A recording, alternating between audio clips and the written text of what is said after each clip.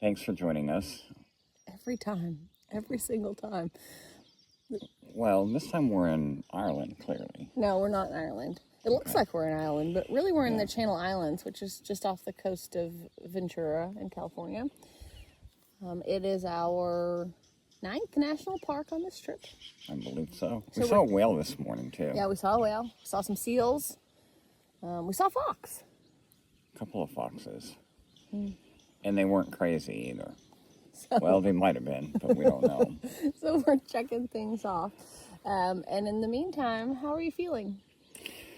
It's a mixed bag. I mean, I think I am super grateful that I can eat food and taste it all and get it down and get enough calories in me. But it is a little bit of a job to do that because I'm still having a considerable amount of soreness in the back of my throat. Right. I have my oropharyngeal ulcer that's back there, and it's not particularly healing quickly. No. And then I've got another little something or other, lesion, spot, white spot, whatever. Oropharyngeal ulcer adjacent. Well, it is adjacent. There's no question about that. That's back there too. And what it's doing is it's making it a little bit hard to swallow. Yeah, so the big challenges are that you do have this oropharyngeal ulcer, which I'm impressed you can say with an oropharyngeal ulcer. Thank you. I mean, basically this spot on the back of your throat, that it's not insignificant. It's about the size of a quarter. And then it seems to be spreading.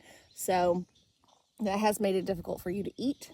It makes it difficult for you to talk and swallow, and it has all kinds of challenges that go along with it. So the big question about that, especially as it becomes adjacent, as it seems to be spreading, is that an impact from your radiation?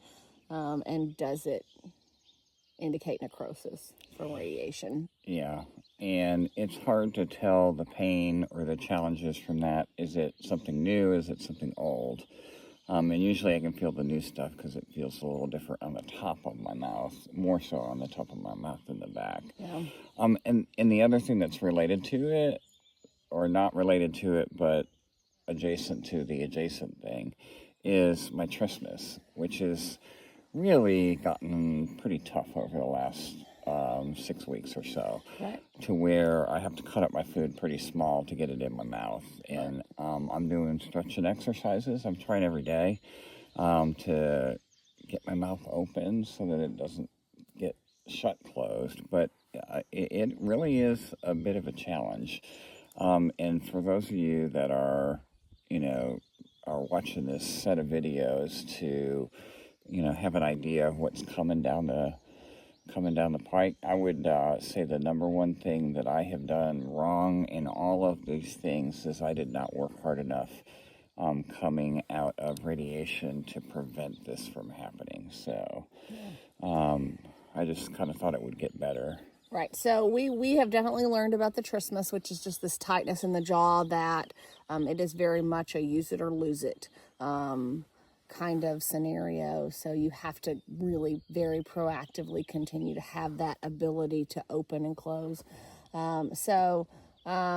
have a couple of challenges right now. One is really just because eating is not fun, eating is not easy. And when you were going through treatment, it was your taste buds and not being able to enjoy the way food tastes. Now it's the ability to be able to just consume food, the chewing, the swallowing, all of those things are difficult. So that is certainly a challenge. Maintaining your weight is a challenge. Maintaining the amount of nutrients that you need is a challenge, and we're watching that all the time.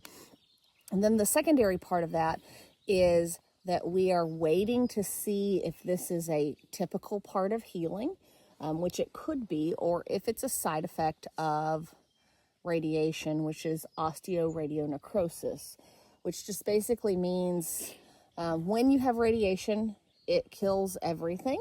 It kills all of the healthy cells as well as the unhealthy cells. And so everything in that area is damaged.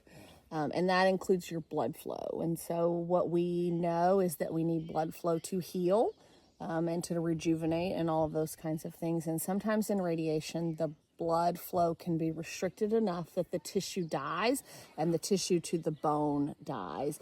And as that occurs, that makes a pretty significant quality of life impact. And so you're kind of in this waiting game, this purgatory of, is this just a typical part of healing, or is this a progression of radiation that will continue to cause you quality of life problems? Yeah, I agree with that. And then the other challenge with that is you need to use it so that it is not a progression. Like, regardless of whether it is a progression or not, I need to continue to be focused on making sure that I use those areas so that if it wasn't progressing, it's not going to progress. It's just something else that I got to deal with. So you get sore throats occasionally. You have one. Yep. I've got one, that kind of thing. And so what if it is, just a virus that's annoying, and what if it is something that's related to the treatment that we're doing? Right. So the big things that we're doing,